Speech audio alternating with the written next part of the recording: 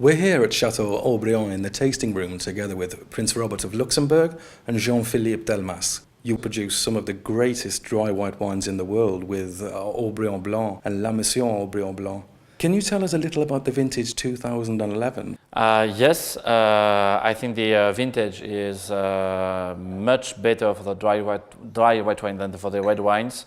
And for the 11 vintage is very close to the 07 vintage, with our last great vintage for the white. Of course, 09, but about question of balance again. But for the styles, we have more freshness this year than 09, for example. And so the balance between the fatness, the notion of sweetness, even if it's dry,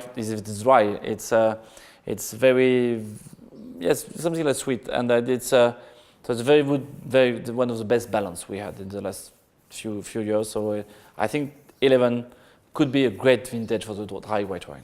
We talked about suffering winemakers. We also talk about the suffering harvesters, because you send our harvesters into the vineyard in the night. In the night, absolutely. 6 o'clock in the morning before the sun was rising. So did that bring some of the freshness, because it was still cold out when they went into the vines in this particular vintage? Do you think that added something?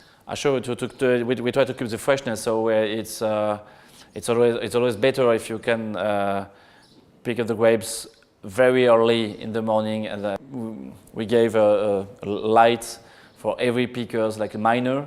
So it was a very, I would say, very poetic pictures, because you have like fireflies in the vines, you know, and it was very very romantic, if I may say, but also very useful to have this freshness. Can you tell us a little about the history of Château Haut-Brion?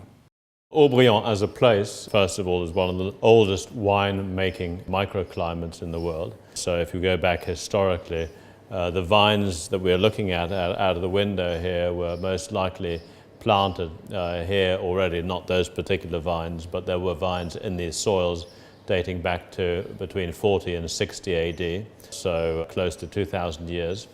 And that's the case for La Mission Haut-Brion. Quintus, a little bit later, the vineyards were developed in about the 2nd century AD, so not that much as far as the big picture is concerned, but nonetheless. And then, of course, Haut-Brion in itself, the kind of red wine that we're drinking here today was developed here at Château Haut-Brion. Many of the technologies that are still used today were developed by the Pontac family here.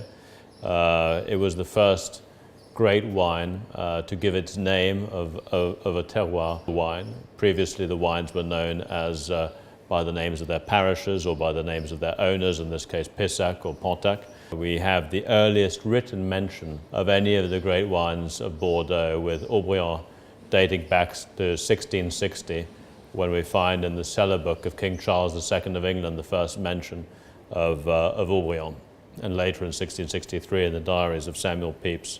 So it might also be the world's oldest and greatest luxury brand, if you will.